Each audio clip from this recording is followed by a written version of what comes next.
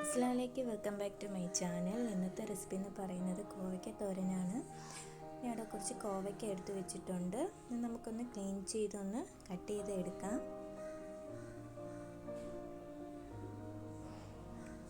അത് കഴിഞ്ഞിട്ട് ഞാൻ ഇവിടെ കോവയ്ക്കയ്ക്ക് വേണ്ടിയിട്ടുള്ള അരപ്പ് റെഡിയാക്കാനാണ് പോകുന്നത്. അതിനായിട്ട് ഞാൻ കുറച്ച് തേങ്ങ ജാറിലോട്ട് ഇട്ട് കൊടുക്കുന്നുണ്ട്. അത് കഴിഞ്ഞിട്ട് ഒരു 1/4 ടീസ്പൂൺ മഞ്ഞൾപ്പൊടിയും കൂടെ ഇട്ട് കൊടുക്കാം.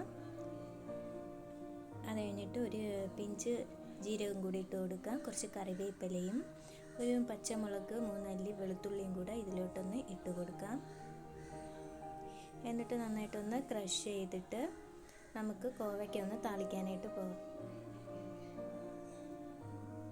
കുറച്ച് ഓയിൽ ഒഴിച്ചു കൊടുക്കാം. എന്നിട്ട് കുറച്ച് കടുക് ഇട്ട് കൊടുത്തതിന് ശേഷം കടുക് നന്നായിട്ട് പൊട്ടിയതിന് ശേഷം ഒരു വറ്റൽമുളക് ഞാൻ ഇതിലോട്ട് ഇട്ട് കൊടുക്കുന്നുണ്ട്. അത് നന്നായിട്ടൊന്ന് മൂത്ത ശേഷം ഇതിലേക്ക് കുറച്ച് കറിവേപ്പിലയും കൂടെ ഒന്ന് ഇട്ട് കൊടുക്കാം.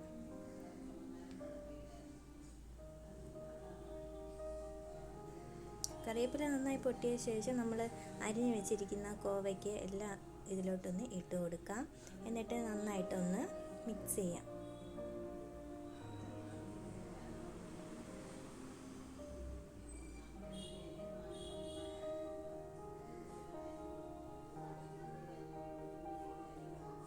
നന്നായിട്ടൊന്ന് മിക്സ് ചെയ്ത് കൊടുക്കാം.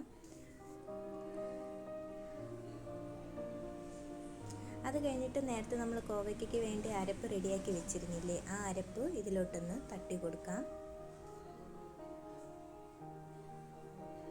എന്നിട്ട് മിക്സ് ചെയ്ത് കൊടുക്കാം. പിന്നെ ആവശ്യത്തിന് ഉപ്പും കൂടി ചേർത്തൊന്ന് നന്നായിട്ടൊന്ന് മിക്സ് ചെയ്ത് കൊടുക്കാം.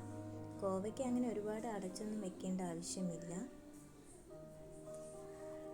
എന്നിട്ട് നന്നായിട്ടൊന്ന് ഇളക്കി കൊടുക്കാം. ഒരു 3 മിനിറ്റ് നമുക്ക് ഇതൊന്ന് അടച്ചു വയ്ക്കാം. ഒരുപാട് നേരം അടച്ചു വെക്കേണ്ട ആവശ്യമില്ല.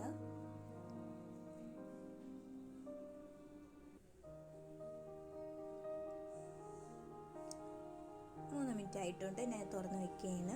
എന്നിട്ട് നന്നായിട്ട് മിക്സാക്കി കൊടുക്കുക. അങ്ങനെ നമ്മുടെ കോവയ്ക്ക തോരൻ റെഡി ആയിട്ടുണ്ട്. വളരെ സിമ്പിളാണ്. എല്ലാവരും ട്രൈ ചെയ്യുക. അടിപൊളി ടേസ്റ്റാണ്. അടുത്ത വീഡിയോയുമായി വീണ്ടും കാണാം.